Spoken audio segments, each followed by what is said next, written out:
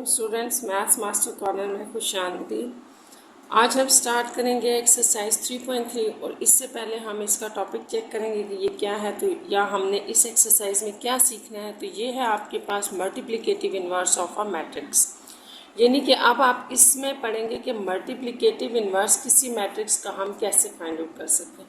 सबसे पहले तो आप रिकॉल करें, आपको याद होगा कि हमने एडिटिव इन्वर्स पढ़ा था। अगर कोई ए मैट्रिक्स था तो उसका जो एडिटिव इन्वर्स था वो सिर्फ माइनस से था। इस तरह इन दोनों को जब हम सॉल्व करते थे तो ज़ीरो आ जाता था, जहाँ पर ना ज़ीरो का ये मतलब है कि वो ज़ीरो मैट्रिक्स होता था आपका, 0 0 0 सारी एंट्रीज आ जाती थी।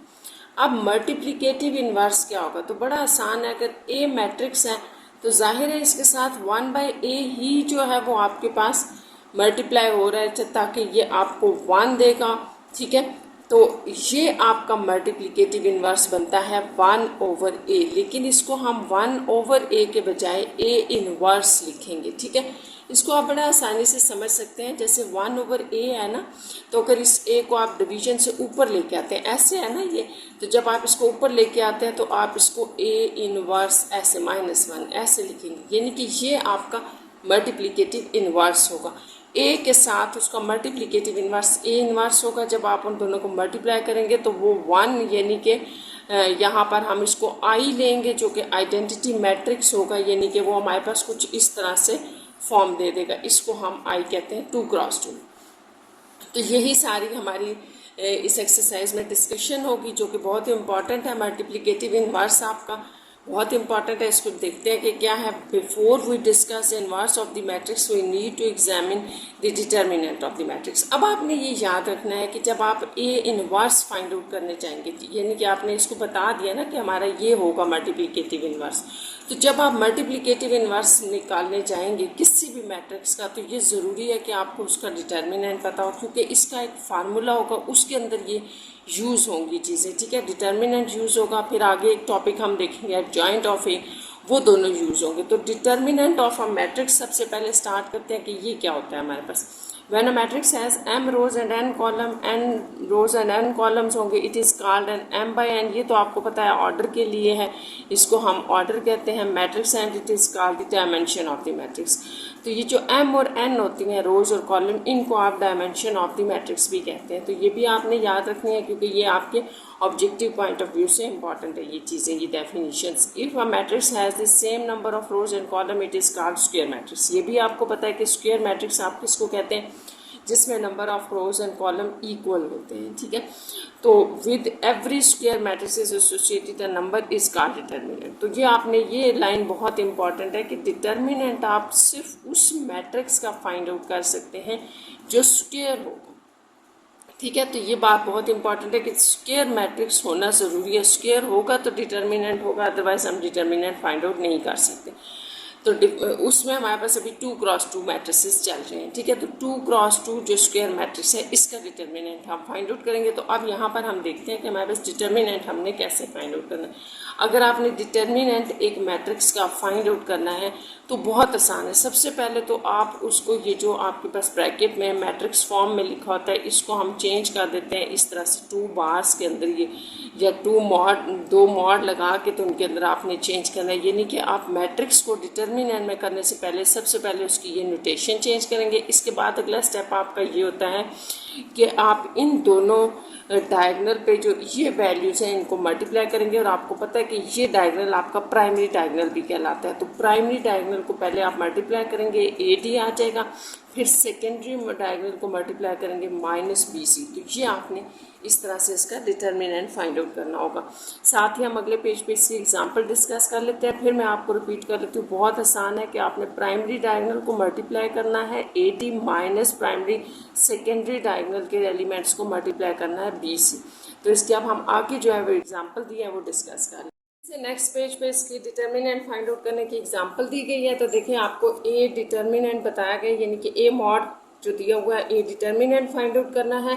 आपके पास अगर ए ये हो तो सबसे पहले तो वही बात जैसे मैंने आपको बताया था कि आपने मैट्रिक्स की नोटेशन को हटा के डिटर्मिनेंट मॉड की नोटेशन लगानी है। ठीक है, उसके बाद आप इन दोनों को मल्टीप्लाई करें, 5 × 3 -6 × 2। तो ये आपके पास 3 जो है वो डिटर्मिनेंट आ गया। Every square matrix has a determinant इधर जीरो नॉन जीरो। ठीक है, तो आपने ये भी याद रखना है कुछ पॉइंट्स के, जितने भी आपके पास स्क्वायर मैट्रिक्स होते हैं उनका डिटर्मिनेंट या तो जीरो होता है या नॉन जीरो होता है। डिटर्मिनेंट कैन बी रिप्रेजेंटेड, आप इनको इस तरह पे से भी रिप्रेजेंट कर सकते हैं, कैपिटल D1 D2 से। The determinant of the matrix is not a matrix greater than it is a number.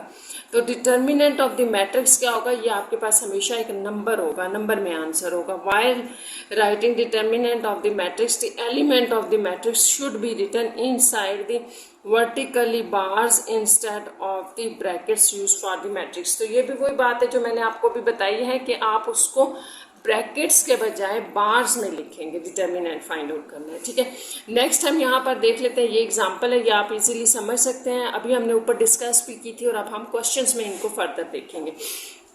अच्छा, जो डिटर्मिनेंट में एक और चीज़ है वो आपने याद रखनी है कि सिंगुलर और नॉन सिंगुलर मैट्रिसेस का क्या मतलब है।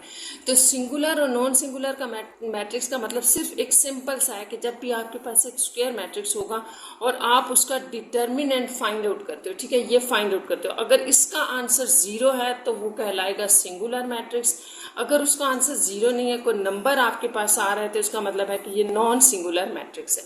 ठीक है, ये भी आपने याद रखना है क्योंकि हम आगे यूज करेंगे इसको। नेक्स्ट आपके पास टॉपिक आ जाएगा एडजॉइंट ऑफ द मैट्रिक्स।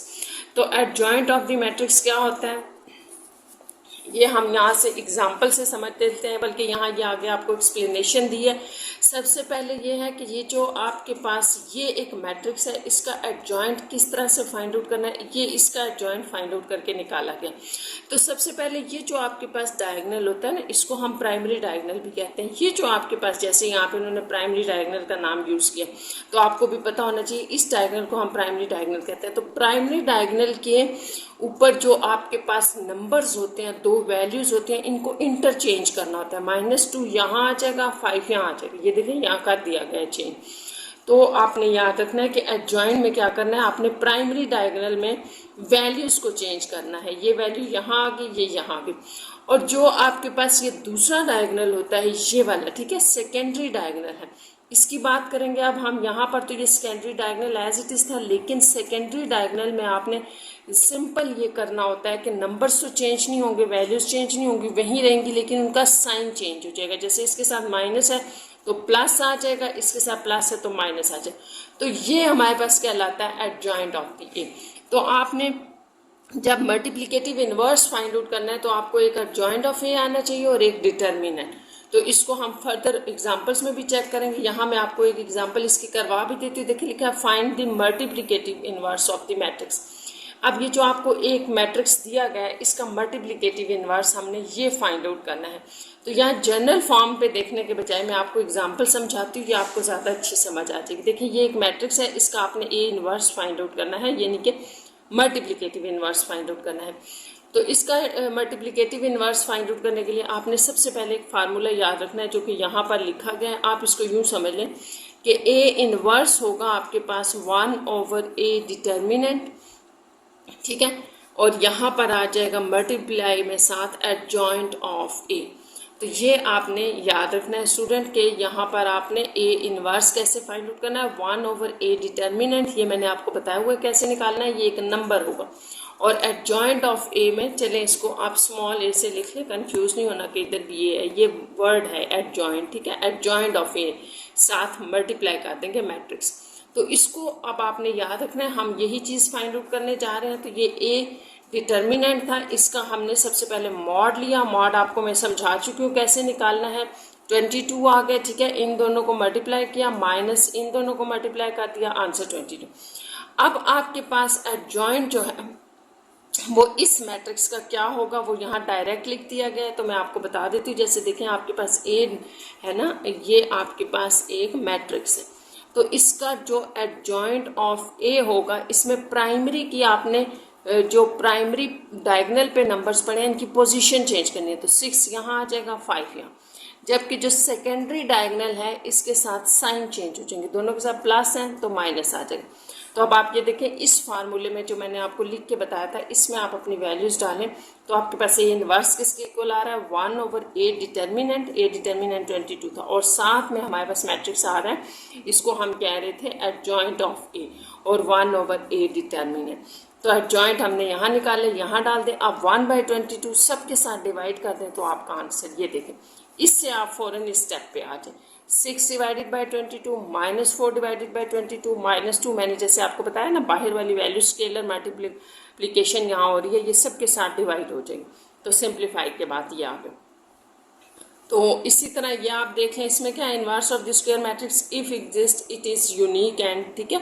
अगर आपके पास एक इनवर्स आप किसी मैट्रिक्स का लेते हैं और उसका अगेन इनवर्स लेते हैं तो वो दोबारा मैट्रिक्स बन जाता है। ये अगर हमारे पास आगे एक्सरसाइज में प्रूफ आया तो हम इसको प्रूफ करेंगे मैट्रिक्स के साथ, वरना अदरवाइज कोई भी ए लेके आप इजीली प्रूफ कर सकते हैं।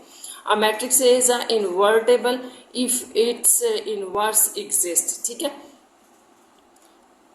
अच्छा, इसका इस लाइन का मतलब ये है कि अगर आपका कोई मैट्रिक्स को आप इन्वर्टेबल कहेंगे जब उसका इन्वर्स एग्जिस्ट करेगा। तो बस आपने ये याद रखना है कि आपका इन्वर्स कब एग्जिस्ट करता है, जब determinant is not equals to 0 होता है।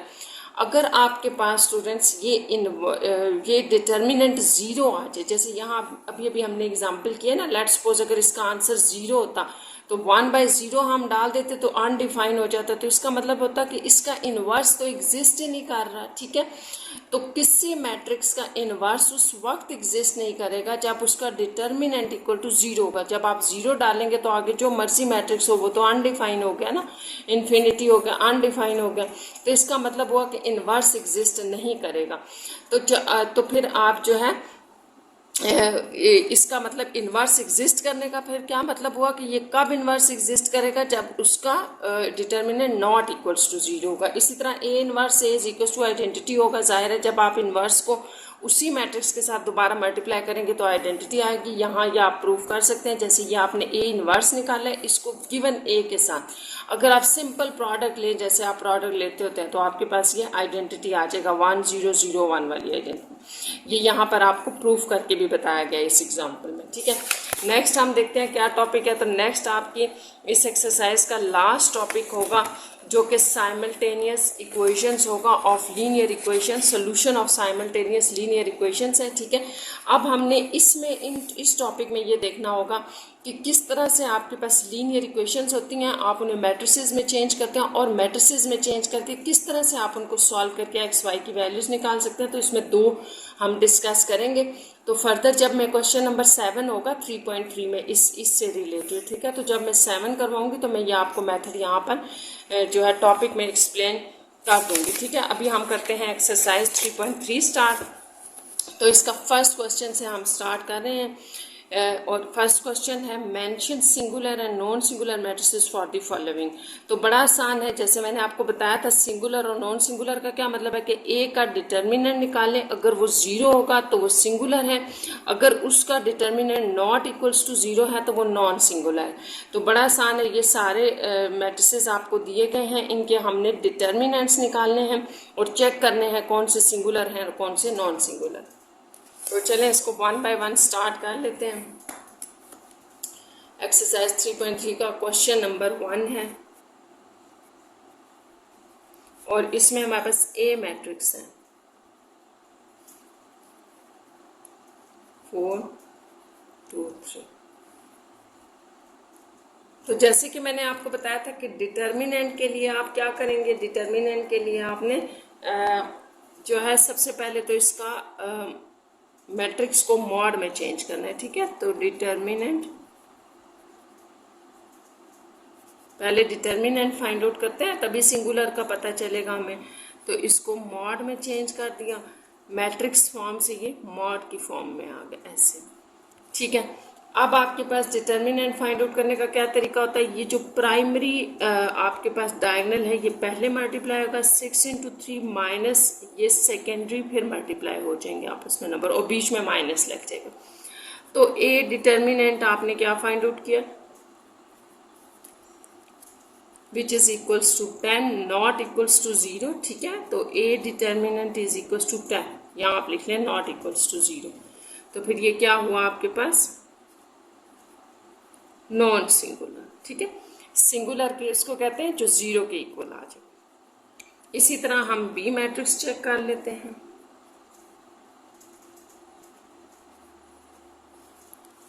इसको भी आप उसी तरह से पहले डिटर्मिनेंट मॉड में चेंज कर लें, फिर रूल वही है, आपने पहले प्राइमरी को आपस में मल्टीप्लाई करना है, प्राइमरी डायगोनल को, फिर माइनस लगा के सेकेंडरी को। तो ये जो वैल्यूज का माइनस है वो अपने साथ आ जाएगा, यह आ जाएगा। ठीक है, यहाँ पे आपके पास आ जाएगा 20, ये माइनस माइनस प्लस 63, तो यहाँ से आपके पास आ जाएगा 3 और 4 43। तो b is not equals to 0। ठीक है, तो इसका मतलब हुआ कि ये भी नॉन सिंगुलर।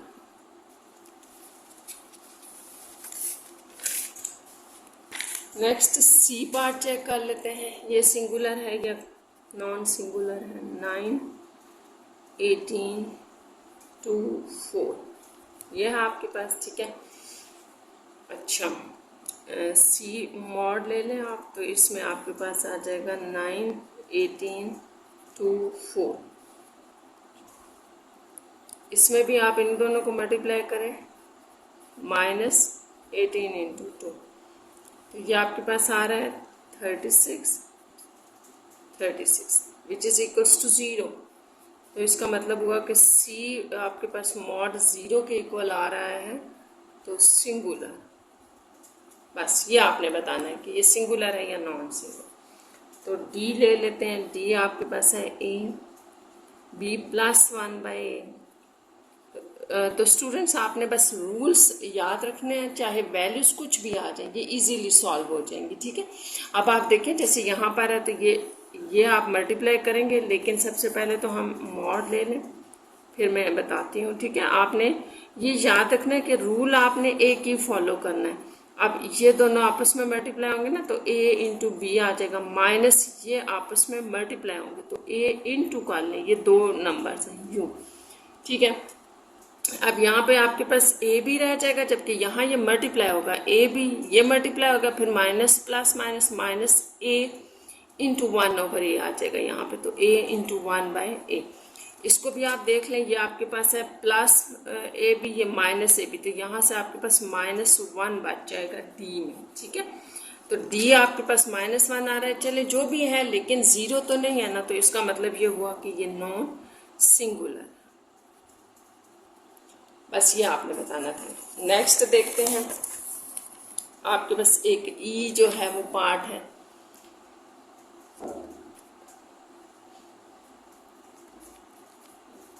ई में आपके पास ए बी प्लस सी, ए और डी प्लस सी है, जबकि आगे आपको ये दिया हुआ है कि A is not equals to 0 but B is equals to D. B और डी को आप इक्वल ले सकते हैं, ये आगे इसकी बताया गया है। ठीक है, ये बताया गया था वेयर ऐसे करके कि A is not equals to 0, A 0 नहीं होगा, लेकिन बी और डी को आप इक्वल ले सकते हैं। तो उसी तरह इसका भी मॉड ले लेते हैं।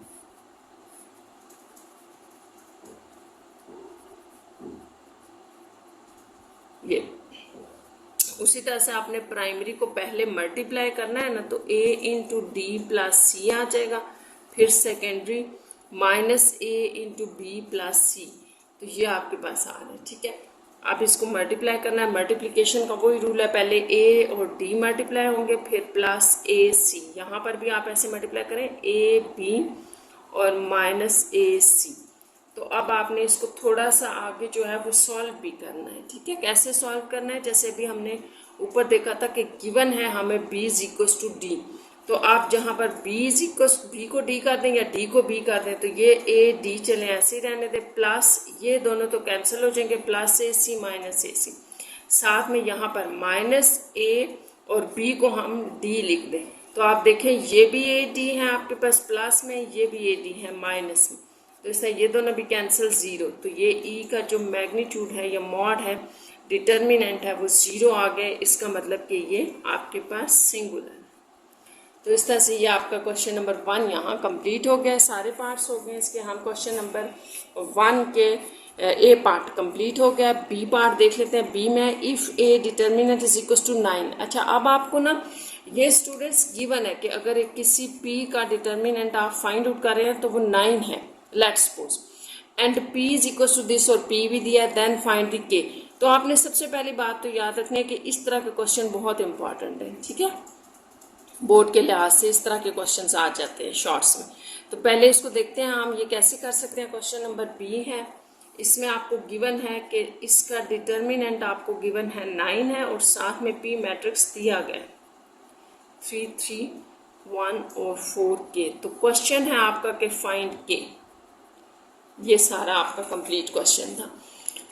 तो अब आपने करना ये है कि सबसे पहले हम इसका जो है ना डिटर्मिनेंट फाइंड आउट कर लेते हैं और ये जो हमें गिवन है इसको हम यूज़ कर लेंगे। तो इसका डिटर्मिनेंट फाइंड आउट करने के लिए आप इस तरह से करेंगे, ठीक है। पहले तो मॉड में इसको लगाएं ऐसे, ठीक है। अब आप इसका डिटर्मिनेंट कैलकुलेट करें जैसे हम करते हैं कि प्राइमरी आपस में मल्टीप्लाई होंगे और फिर सेकेंडरी -3, ये सेकेंडरी आपस में मल्टीप्लाई होगी 3 × 1, ठीक है।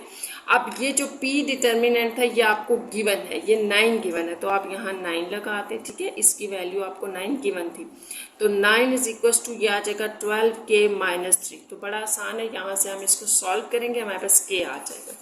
तो इसको हम लिख लेते हैं। ये हमारे पास क्या आ रहा था कि ये था हमारे पास 9 = 12k - 3। तो इसको आगे सॉल्व करें। के आपने फाइंड आउट करना है तो इस वैल्यू को सेपरेट करेंगे, -3 है इस तरफ जाके इक्वल के दूसरी तरफ ये प्लस हो जाएगा। यहाँ दोनों तरफ आप 12 से डिवाइड कर दें तो k = 1 और k = 1। तो ये आपका आंसर है।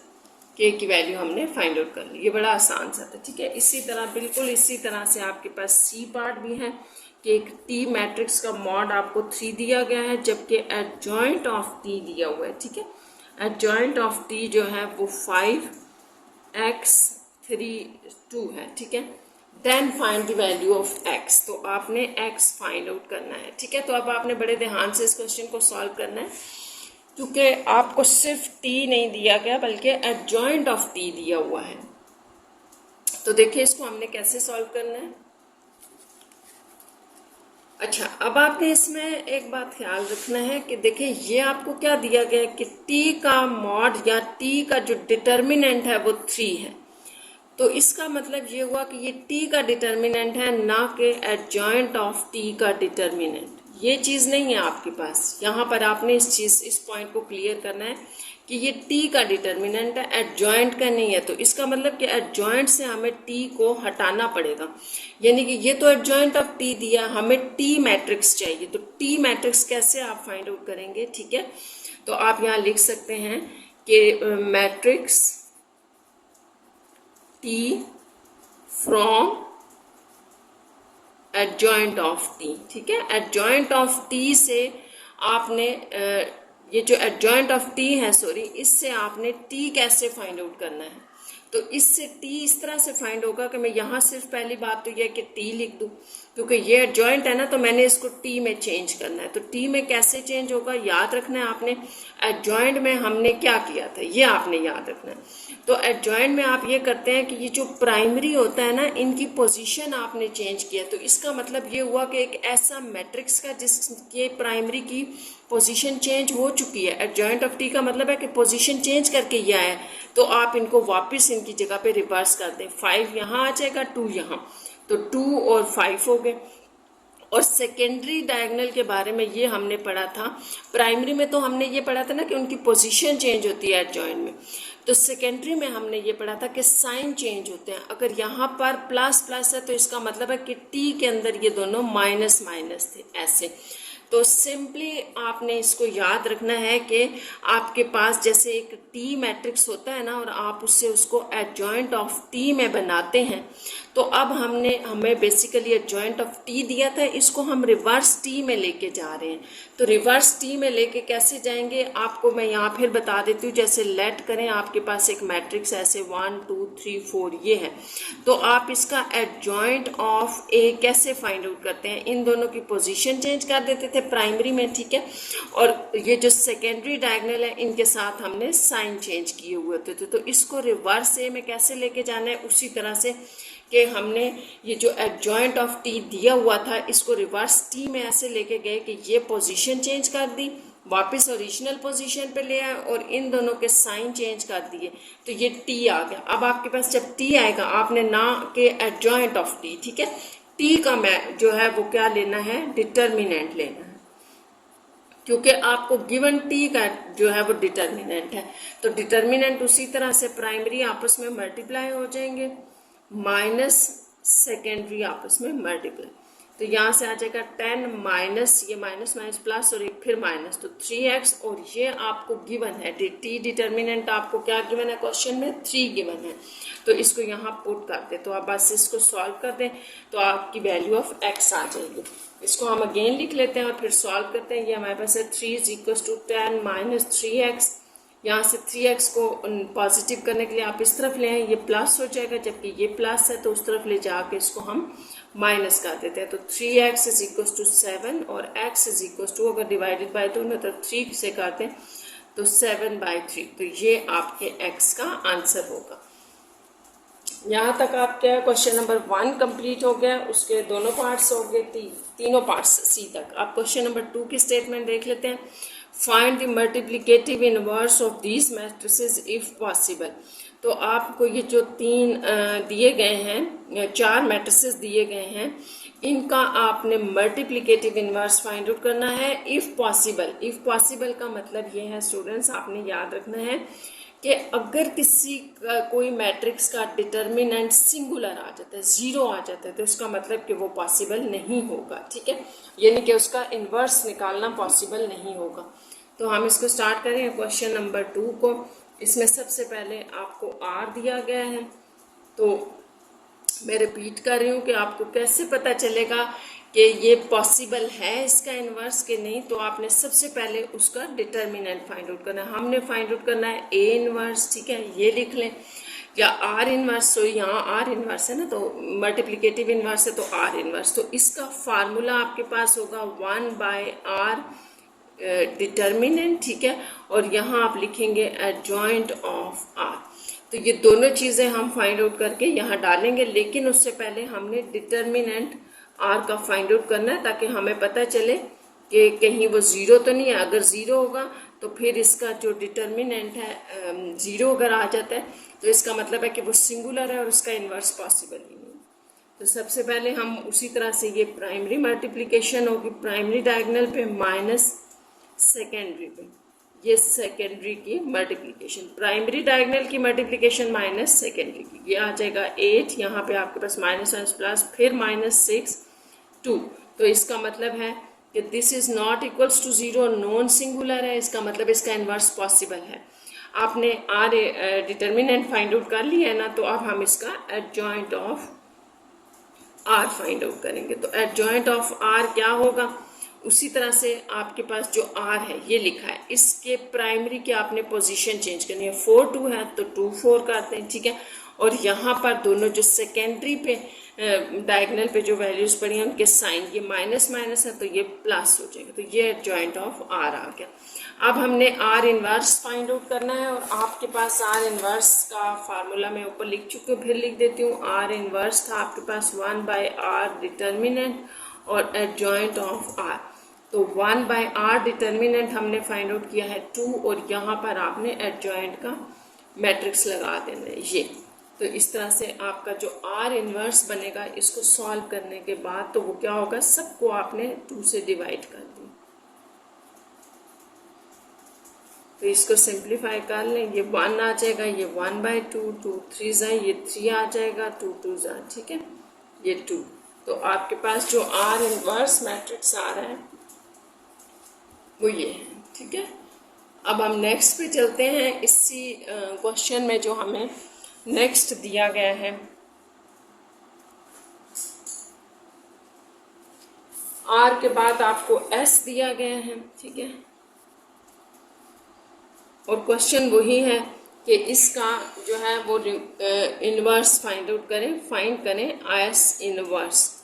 तो ठीक है, हमने क्या लिखना है कि इसका इन्वर्स पॉसिबल नहीं है। क्यों पॉसिबल नहीं है, क्योंकि एक स्क्वायर मैट्रिक्स नहीं है। एक स्क्वायर मैट्रिक्स जो होता है वो 2/2 होता है, ठीक है। तो ये होगा तभी इन्वर्स भी होगा, क्योंकि इसी का तो आप फाइंड आउट करते हैं डिटर्मिनेंट। तो ये तो आपके पास ऑर्डर लिखे, इसका आप ऑर्डर क्या बन रहा है, आपके पास 2 रोज 2/1 कॉलम है, ठीक है।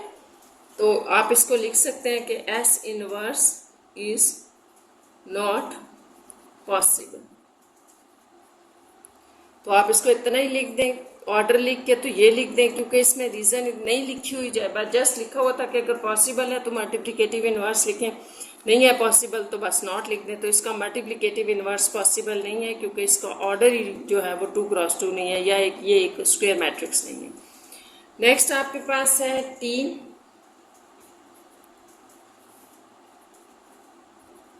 एक स्क्वायर मैट्रिक्स है, ठीक है। चलिए अब आगे फिर इसको कर लेते हैं कि इसका हमने टी इनवर्स फाइंड आउट करना है, जो 1/t यूँ होगा डिटर्मिनेंट और एडजॉइंट ऑफ टी होगा, ठीक है। तो सबसे पहले टी डिटर्मिनेंट निकालते हैं ताकि हमें पता चले कि ये हमारे पास मल्टीप्लाई इसका इन्वर्स पॉसिबल भी है कि नहीं। तो ये प्राइमरी मल्टीप्लिकेशन होगी 4 × 25 माइनस 50 को 2 से मल्टीप्लाई कर दें, तो ये आपके पास आ जाएगा। देखें 25 × 4 ये भी 100 होगा, माइनस ये भी 100, तो इक्वल टू 0। टी मैग्नीट्यूड या टी जो आपके पास आ रहा है ना, टी का डिटर्मिनेंट वो हमारे पास 0 आ रहा है, तो टी डिटर्मिनेंट इक्वल टू 0। तो T inverse is not possible, ठीक है। नेक्स्ट आपके पास टी के बाद यू ले लेते हैं, यू मैट्रिक्स है। यहाँ बस इतना काफ़ी है कहना कि जैसे ये है ना, तो ये आपके पास आप यहाँ लिख दें, बेशक ये सिंगुलर है, सिंगुलर है इसलिए टी इनवर्स जो है वो पॉसिबल नहीं है इसका। यू देख लें x + 1 y + 1, तो ये है जहाँ पर इफ़ x = y, ये आपको साथ कंडीशन दी गई है। तो इसका भी u इनवर्स आपने निकालना है, जो कि 1/u डिटर्मिनेंट और एडजॉइंट ऑफ u होगा। तो सबसे पहले डिटर्मिनेंट फाइंड आउट करते हैं, अगर तो वो नॉन सिंगुलर है तो फिर हम इसका डिटर्मिनेंट फाइंड आउट कर सकते हैं। डिटर्मिनेंट अगर इसका नॉन सिंगुलर है तो सॉरी इनवर्स फाइंड आउट कर सकते हैं। तो ये आपके पास डिटर्मिनेंट क्या आ जाएगा, ये प्राइमरी आपस में मल्टीप्लाई हो जाएंगे, प्राइमरी डायगोनल की वैल्यूज माइनस सेकेंडरी की, तो y × x + 1। यहाँ से आगे स्टूडेंट्स वही मल्टीप्लिकेशन है सिंपल जो आप करते हैं, xy + x, यहाँ से -xy - y, तो ये और ये वैल्यू तो कैंसिल होगी, यहाँ रह गया x - y। तो आपको गिवन था इफ़ x = y, तो यहाँ x की जगह y डाल दें, -y = 0। तो इसका मतलब ये हुआ कि डिटर्मिनेंट आपके पास 0 आ रहा है, सिंगुलर है। सो u inverse is not possible, singular पे इनवर्स फाइंड आउट नहीं हो सकता। नेक्स्ट हम चलते हैं इसके बी पार्ट की तरफ। क्वेश्चन नंबर 2 में जो आपको बी पार्ट दिया गया है, इसमें देखें क्या है कि if r = this then verify, ठीक है। आपने ये फाइंड आउट करना, बड़ा आसान है, ये वेरीफाई आपने करना है। तो पहले r ये है तो हम r इनवर्स निकालेंगे, फिर r इनवर्स को राइट और लेफ्ट पर रख के मल्टीप्लाई करके देखेंगे कि वो आइडेंटिटी आ रहा है कि नहीं। तो ये आपका है बी पार्ट, क्वेश्चन नंबर 2 का बी पार्ट। इसमें आपको r गिवन है 4 - 6 1 2। तो वेरीफाई आपने क्या करना है, verify r inverse is equals to r inverse और r is equals to I, ये आपने वेरीफाई करना। तो सबसे पहले तो हम r इनवर्स फाइंड आउट करते हैं। r इनवर्स आपके पास होता है 1/r का डिटर्मिनेंट, ठीक है, और एडजॉइंट ऑफ r। तो r डिटर्मिनेंट हम फाइंड आउट कर लेते हैं अपने मैट्रिक्स का, 4 1 - 6 2, ये सो डिटर्मिनेंट।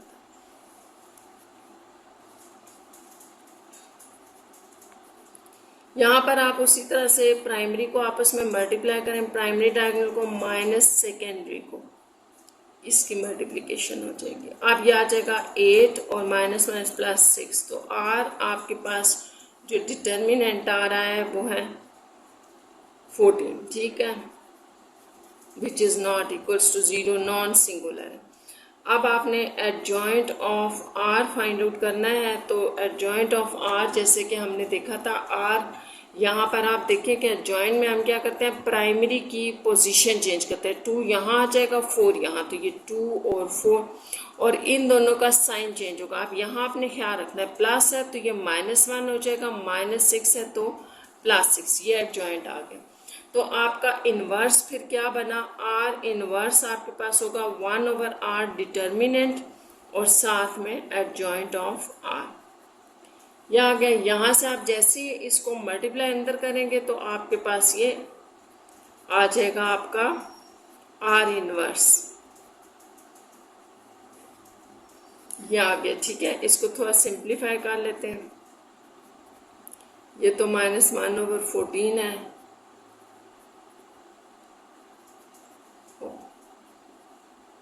2/7, तो ये आपका है आर इनवर्स।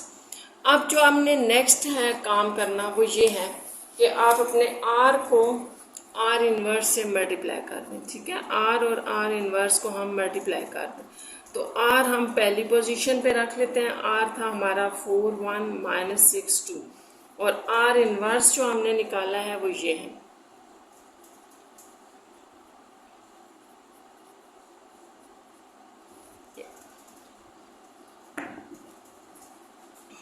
अब आपने इसकी मल्टीप्लिकेशन करनी है। ठीक है,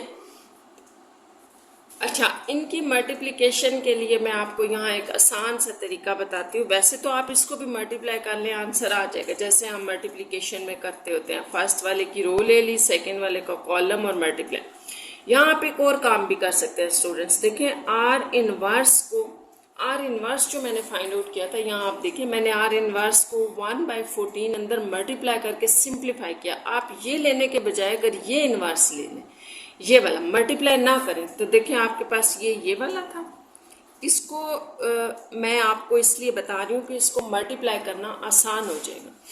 आप इस आर इनवर्स को, आर को और आर इनवर्स को आप मल्टीप्लाई करते हुए ये बात याद रखें कि ये आर है और ये जो इन्वर्स है ना, उसमें मैंने ये वाला ले लिया है, ये वाला आर इन्वर्स ले लिया, तो 1/14 बाहर रखते हैं। इससे ये होगा कि ये दोनों जो है ना वो फ्रैक्शंस में मैट्रिसेस नहीं है, आपके पास आसान हो जाएगा इनको मल्टीप्लाई करने के लिए। और जब मल्टीप्लाई करके एक मैट्रिक्स आ जाएगा तब आप 1/14 से उसको मल्टीप्लाई या डिवाइड कर दें, आसान हो जाएगा। वैसे अगर आप में से कोई स्टूडेंट इसको यहाँ से करना चाहे तो भी ठीक है। तो यहाँ पर हम इसको मल्टीप्लाई करते हैं, इसको ऐसे ही रख देते हैं। मल्टीप्लिकेशन का रूल ज़रा फिर याद कर लें, क्या था कि इसको मैंने आपको बताया था हाईलाइट कर लें रो को, और इस तरफ से इस कॉलम को हाईलाइट कर लें। फर्स्ट कॉलम को फर्स्ट रो ले लें पहले मैट्रिक्स की, और दूसरे मैट्रिक्स की फर्स्ट कॉलम ले लें। पहला नंबर पहले से मल्टीप्लाई होगा, ठीक है, 2 × 4, बीच में लगेगा प्लस, और फिर सेकेंड नंबर सेकेंड से मल्टीप्लाई। अब आप फर्स्ट रो को फर्स्ट कॉलम से मल्टीप्लाई कर चुके हैं, अब आप फर्स्ट रो को सेकंड कॉलम से मल्टीप्लाई करेंगे इस मैट्रिक्स से। और मल्टीप्लिकेशन का वही रूल है, फर्स्ट नंबर फर्स्ट से मल्टीप्लाई होगा, यहाँ लिखेंगे गैप के साथ, ये +4 और 1 आपस में मल्टीप्लाई हो जाएंगे। अब आप सेकेंड रो लेंगे, उसको फर्दर जो है वो 1/1 इसके साथ मल्टीप्लाई करेंगे, फर्स्ट कॉलम के साथ और फिर सेकंड के साथ। तो पहले हम सेकंड रो को फर्स्ट कॉलम के साथ मल्टीप्लाई करें, और पहला नंबर पहले से मल्टीप्लाई होगा तो नीचे हम सेकंड रो वाली जगह पे लिख देंगे +2 × 6। आप सेकंड रो को आप सेकंड कॉलम से मल्टीप्लाई कर रहे हैं तो यहाँ लिखे, सेकंड रो है सेकंड कॉलम, यहाँ लिखना पड़ेगा। -6 को हम -1 से मल्टीप्लाई करेंगे, +2 × 4 सेकेंड नंबर सेकेंड से। तो बस अगर आपको ये मल्टीप्लिकेशन समझ आ गया तो आगे तो बहुत आसान है, सिंप्लीफिकेशन है। ये 4 × 8 +6 हो जाएगा, -4 +4, यहाँ पे आपके पास -12 +12, यहाँ पर +6 +4 × 8, ये आ जाएगा। तो ये आपके पास बन जाएगा फाइनली 8 और ये 14, ये आपके पास 0 0 और ये भी आपके पास 14। अब ये आसान हो गया, ठीक है। अब आप इस 14 को अंदर मल्टीप्लाई कर देना तो 14/14। अगर आपको उस तरह से समझ आता है तो उस तरह कर लें, लेकिन मेरा ख्याल है कि आप इसको यूं कर लें, ये ज़्यादा आसान होगा। हम कोई भी इन्वर्स इसी तरह से फाइंड आउट करेंगे, ये कैंसिल हो जाएंगे और ये आपके पास आ गया 1 0 0 1। इसको आप आइडेंटिटी मैट्रिक्स कहते हैं, ठीक है। इसका मतलब हुआ कि आर और आर इन्वर्स को जब हम ने मल्टीप्लाई किया तो हमारे पास आइडेंटिटी मैट्रिक्स आ गया। एक तो ये चीज़ आपने प्रूव कर दी, क्योंकि आपका जो क्वेश्चन था वो ये था कि आर इनवर्स को आइडेंटिटी के इक्वल प्रूव करें, और एक आपने रिवर्स भी करना था कि अगर आप पहले आर इनवर्स रख लें फिर आर रख लें तो ये भी आइडेंटिटी होता है, ये भी बताएं। तो इसको भी कर लेते हैं। देखें यहाँ पे पहले आर इनवर्स रखते हैं, ये वही आर इनवर्स मैं ले रही हूँ दोबारा फिर। ये देखें आर इनवर्स ये वाला हम ले रहे हैं, तो ये 2 -1 6 4, और यहाँ अब हम आर रख लेते हैं 4 1 -6 2, ये होगा। तो अब आपने इनको क्या करना है, फिर से मल्टीप्लाई करना है। तो 1/14 एज इट इज़, यहाँ मल्टीप्लिकेशन वही है, फर्स्ट रो को फर्स्ट कॉलम से मल्टीप्लाई करते हुए पहला नंबर पहले के साथ मल्टीप्लाई प्लस दूसरा नंबर दूसरे के साथ मल्टीप्लाई। अब फर्स्ट रो को आपने सेकेंड कॉलम से मल्टीप्लाई करना है, और किस तरह से करना है, पहला नंबर पहले से मल्टीप्लाई होगा प्लस दूसरा नंबर जो है वो दूसरे से मल्टीप्लाई होगा। अब आप आ जाए सेकेंड नंबर रो पे, तो सेकेंड रो फर्स्ट कॉलम से मल्टीप्लाई करनी है, और 6 × 4 + 4 × -6। फर्स्ट सेकेंड रो को सेकेंड कॉलम से 6 × 1 और सेकेंड नंबर सेकेंड से, ऐसे। तो बस इसको सिंप्लीफाई कर दें। ये यहाँ पर आपके पास आ जाएगा 2 - 2, यहाँ पर आपको 24 - 24, या आपके पास 6 + 8 आ जाएगा। तो ये भी बिल्कुल उसी तरह से बन रहा है। या आपके पास आ गया 14 0 0 और 14। जब आप अंदर अप्लाई कर रहे हैं तो ये आपके पास 1 0 0 1 आ जाएगा, ठीक है। 14 / 14 / आ जाएगा। तो ये आपके पास R inverse is equals to identity, ये भी आपके पास प्रूव्ड हो गया। सेकेंड पार्ट भी हमने इसका प्रूव कर दिया। नेक्स्ट आपके पास जो है वो है बी पार्ट, जो था हमने सेकेंड क्वेश्चन का प्रूफ किया है अभी, ठीक है। इसमें हमने ये वाला पार्ट भी लिया, ये भी दिया, और दोनों को आइडेंटिटी प्रूव कर दिया। आप देखिए वाई जी ये है, then verify that Y G whole inverse is equal to, तो ये भी आपने प्रूव करना है। तो ये भी बड़ा आसान है। क्वेश्चन नंबर 3 स्टार्ट करते हैं। इसमें आपके पास y है 1 2 2 3, ठीक है, और z जो है वो है 2 3 1 2। तो प्रूफ आपने क्या करना है, या वेरीफाई आपने करना है, y z को मल्टीप्लाई करें, उनका जो इन्वर्स होगा z इन्वर्स और y इन्वर्स की प्रोडक्ट के इक्वल होगा। तो सबसे पहले हमने अपनी रिक्वायरमेंट चेक करनी है कि हमने क्या फाइंड आउट करना है। ये ले लेते हैं हम, जैसे लेफ्ट हैंड साइड यहाँ पे हम ले रहे हैं वाई जी, ठीक है, और इसका होल इनवर्स। तो वाई जी का होल इनवर्स लेने का मतलब यह है कि पहले वाई और जी को हम मल्टीप्लाई कर लें, ठीक है, और फिर उनका इनवर्स ले लें। यानी कि सबसे पहले जो है ना वो हम यूँ करेंगे कि यहाँ पर y और z को आपस में मल्टीप्लाई कर लेते हैं। तो y मैट्रिक्स था आपके पास 1 2 2 3, इसको आपने मल्टीप्लाई करना है 2 3 1 2, ठीक है। और मल्टीप्लिकेशन का वही रूल है जो हमने अभी भी किया है कि फर्स्ट रो को फर्स्ट कॉलम से मल्टीप्लाई करना है, फर्स्ट नंबर फर्स्ट से मल्टीप्लाई होगा, प्लस सेकेंड नंबर सेकेंड से। फर्स्ट रो को अब आपने सेकेंड कॉलम से मल्टीप्लाई करना है, फर्स्ट नंबर फर्स्ट से multiply plus second number second से मल्टीप्लाई। अब सेकेंड रो को ले लें, इसी तरह फर्स्ट कॉलम से मल्टीप्लाई करना है, 2 × 2 प्लस 3 × 1, और फर्स्ट सेकेंड रो को सेकेंड कॉलम से, इस कॉलम से मल्टीप्लाई करते हुए 2 × 3 प्लस 3 × 2 आ जाएगा। तो ये मल्टीप्लिकेशन अब आके सॉल्व कर लेते हैं। ये 2 + 2 हो जाएगा, ये 3 + 4, यहाँ 2 2 4 + 3, ये आपके पास 6 + 6। तो ये फाइनली आपके पास 4 7 7 12 ये आ गया। ये आपके पास वाई जी आपने मल्टीप्लिकेशन फाइंड आउट कर ली। नेक्स्ट हमारा स्टेप था वाई जी का होल इनवर्स फाइंड आउट करना। तो ये आपके पास किसके इक्वल होगा, यानी कि ये इससे आपके मतलब ये है कि ये जो वाई जी आपके पास एक मैट्रिक्स आ गया है, इसका आपने इनवर्स फाइंड आउट करना। तो इसका इनवर्स होगा इसी का डिटर्मिनेंट लेंगे और साथ में हम ले लेंगे एडजॉइंट ऑफ वाई जी, ठीक है। तो सबसे पहले तो वाई जी के डिटर्मिनेंट से स्टार्ट करते हैं। डिटर्मिनेंट आपके पास 4 7 7 12 है। तो ये क्या बन जाएगा आपके पास 4 इंटू 12 यानी कि ये प्राइमरी आपस में मल्टीप्लाई होकर -7 इंटू 7, 48 माइनस 49। तो ये इस तरह आपके पास -1 यानी कि वाई जी का डिटर्मिनेंट आपके पास -1 आ गया स्टूडेंट्स। ठीक है, अब आपने जो है वो एडजॉइंट ऑफ वाई जी लिखना है, तो वो मैट्रिक्स हम यहाँ लिख लेते हैं।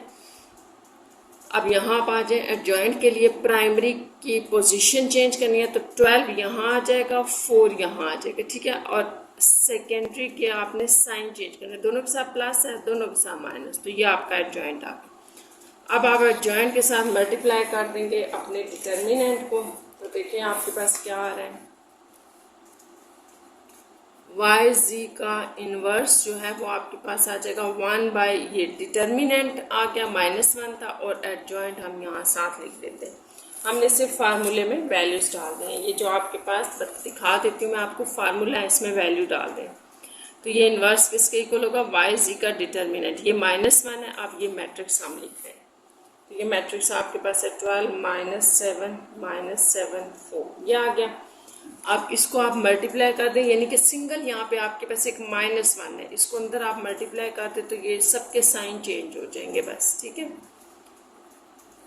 तो ये आपने फाइंड आउट कर लिया है लेफ्ट हैंड साइड, इसको आप 1 कह रहे हैं। ठीक है, वाई जी का होल इनवर्स। अब हम ले रहे हैं राइट हैंड साइड, और वो था आपके पास राइट हैंड साइड, अगर आप बुक पे देखें तो जी इनवर्स वाई इनवर्स, यानी कि इसका मतलब ये है कि पहले आप इन दोनों के इंडिविजुअली इन्वर्स फाइंड आउट करें और फिर उनको मल्टीप्लाई करते हैं। तो हम जी से स्टार्ट करते हैं। जी आपके पास एक मैट्रिक्स था जिसकी वैल्यू थी 2 1 3 2, ठीक है, ये थी, और इसका जी मैग्नीट्यूड ले लेते हैं पहले। इन्वर्स आपको पता है स्टूडेंट्स कैसे फाइंड आउट करना है।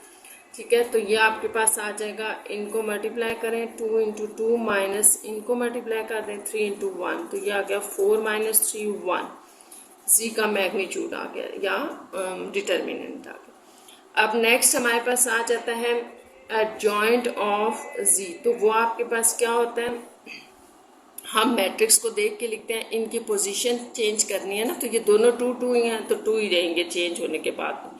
3 1 का साइन चेंज, -3 -1। अब जी इनवर्स आपके पास होता है 1/z मैग्नीट्यूड और एडजॉइंट ऑफ जी, ये था। ठीक है, ये तो फार्मूला हमने लिखा है ना। अब वैल्यूज इसमें डाल दें, 1/, इसकी वैल्यू 1 थी, और ये एडजॉइंट में आपने ये मैट्रिक्स लगा देना, ये वाला हमने यहाँ लगा दिया। तो इसका मतलब कि जी इनवर्स आप निकाल चुके हैं, यही रहेगा, कोई फर्क नहीं पड़ेगा इसके ऊपर, ये आ गया। अब हमने y का जो है वो निकालना है इनवर्स, तो y इनवर्स चेक कर लें वो क्या है। सबसे पहले हम y मैट्रिक्स लिख लेते हैं, तो y मैट्रिक्स आपके पास 1 2 2 3। इसमें भी हम y इनवर्स निकालने के लिए पहले इसका जो है वो डिटर्मिनेंट लेते हैं, और डिटर्मिनेंट में आपके पास ये प्राइमरी की मल्टीप्लिकेशन है माइनस सेकेंडरी की 2 इंटू 2, तो ये 3 माइनस 4 गिव्स -1, तो ये आपके पास आ गया ये। अब आपने adjoint of y find out करना है, तो एडजॉइंट ऑफ y यहीं से हम लिख रहे हैं, इसकी पोजीशन चेंज करें, 3 यहाँ आ जाएगा, 1 यहाँ आ जाएगा। ठीक है, और इन दोनों का साइन -2 -2। अब आपने क्या करना है कि इसका हमने y इनवर्स लिख लेते हैं, 1/y डिटर्मिनेंट और एडजॉइंट ऑफ y। तो डिटर्मिनेंट आप निकाल चुके हैं -1, ठीक है, और एडजॉइंट हमने इसको यहाँ पे लिख देना है 3 -2 1, तो ये -1 है, सिर्फ बाहर एक -1 है, तो सबके साइन चेंज कर देगा अंदर, यहाँ पे -3 हो जाएगा, +2 -1, और ये है आपका -1 इनवर्स आ गया। ठीक है, अब जो आपका राइट हैंड साइड था आपने याद रखना है, वो था जी इनवर्स वाई इनवर्स। तो ये दोनों मैट्रिसेस स्टूडेंट्स हम निकाल चुके हैं, तो इनको हम यहाँ पुट कर देते हैं। जी इनवर्स जो था वो मैं आपको फिर दिखा देती हूँ, पिछले पेज पे हम फाइंड आउट कर चुके हैं ये, तो ये हम लिखेंगे, ये आपके पास आ जाएगा 2 -3 -1 2, ये आ गया। ठीक है, और वाई इनवर्स आपका क्या होगा, वो ये हमने फाइंड आउट किया, -3 2 2 -1, तो यहाँ से आपने इनकी करनी है मल्टीप्लिकेशन। तो ये मल्टीप्लिकेशन उसी तरह से फर्स्ट रो फर्स्ट कॉलम के साथ मल्टीप्लाई होगी, तो 2 into -3 plus 2 into -3। First number first से मल्टीप्लाई, सेकेंड नंबर सेकेंड से मल्टीप्लाई। अब इस फर्स्ट रो को हम सेकेंड कॉलम से मल्टीप्लाई करेंगे। मल्टीप्लिकेशन का वही रूल है, फर्स्ट नंबर फर्स्ट से multiply plus second number second से मल्टीप्लाई। अब हम सेकेंड रो को मल्टीप्लाई करेंगे फर्स्ट कॉलम के साथ, फर्स्ट नंबर फर्स्ट के साथ मल्टीप्लाई और प्लस सेकेंड नंबर सेकेंड के साथ मल्टीप्लाई। यहाँ पे फर्स्ट नंबर फर्स्ट से मल्टीप्लाई हो जाएगा सेकेंड कॉलम के अंदर और सेकेंड नंबर सेकेंड से मल्टीप्लाई, 2 इंटू -1। तो ये हम y इनवर्स जी इनवर्स y इनवर्स निकाल रहे हैं। तो अब आपने क्या करना है कि इसकी सिंप्लीफिकेशन करनी है।